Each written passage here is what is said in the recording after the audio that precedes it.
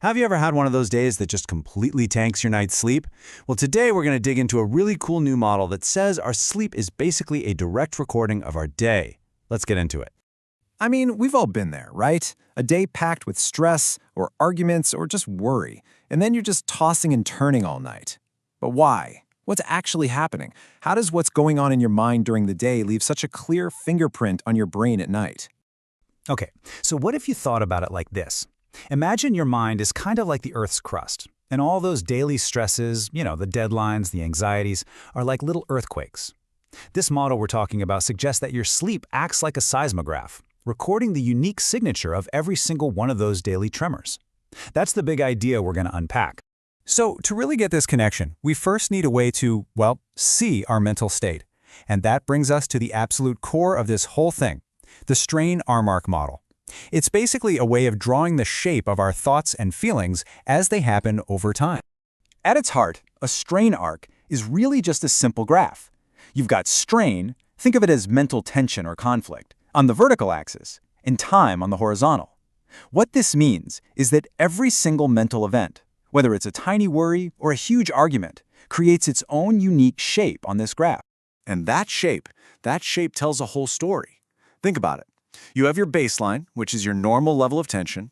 Then you have the slope and peak, how fast and how high the stress shoots up. And then, and this is super important, you have the damping, which is just how quickly you get back to being calm.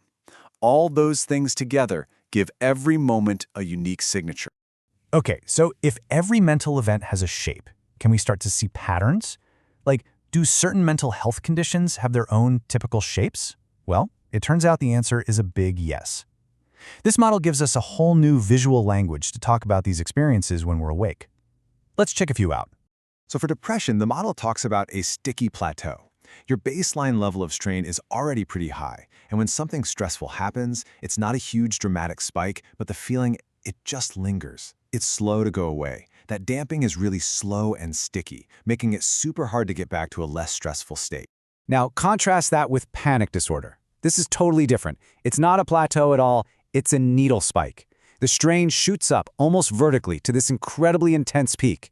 Then it drops off fast, but it's followed by these smaller little aftershock ripples of anxiety. The shape is the complete opposite of that sticky plateau. And what about OCD? The model calls this one a sawtooth loop. You can almost see it, right? The strain, which is driven by an obsession, just keeps ramping up and up. The compulsion brings some relief, sure, but, and this is the crucial part, it never gets you all the way back to your baseline. It's just a partial release, which perfectly sets the stage for the next ramp-up. Then with PTSD, we see something called a trigger spike with echoes. So a specific trigger causes a really sharp spike in strain, a lot like a panic attack. But what happens afterwards is different.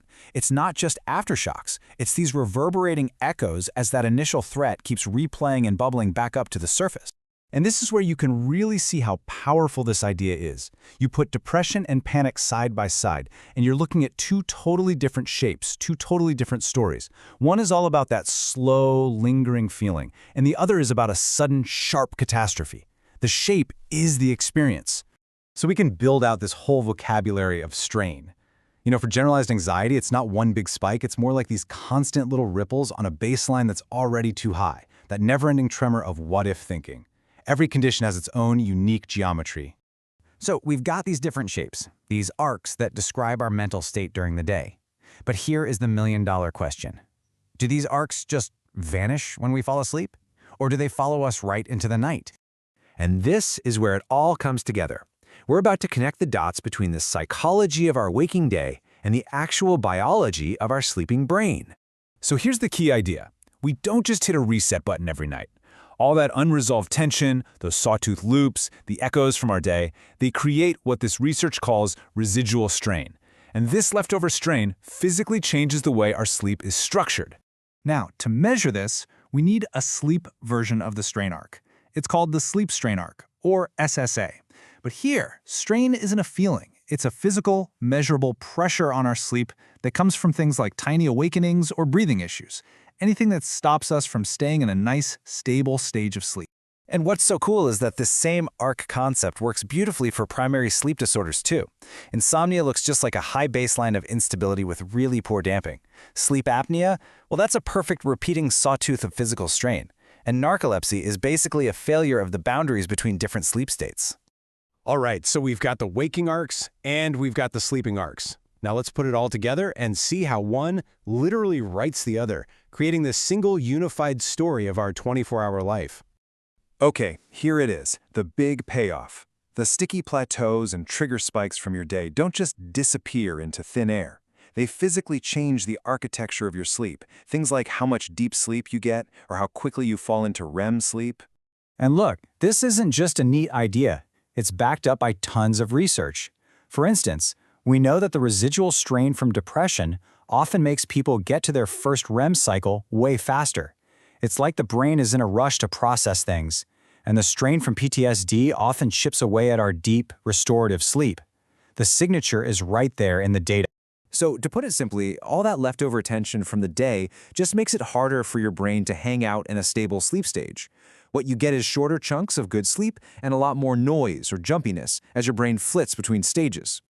So you might be wondering, okay, this sounds great, but how do you even test it? Well, it's actually pretty straightforward. You have people map out their daily strain with diaries. Then you record their sleep that night using either lab equipment or even wearables, and then you just run the numbers to find the connection. You can literally see if a day full of sticky plateaus leads to a night of choppy, fragmented sleep. And that is really the most powerful part of this whole thing. Instead of having one language for psychology and a completely different one for sleep medicine, the strain arc gives us one single unified model. It's a way to tell the continuous story of our mind across the entire 24-hour day.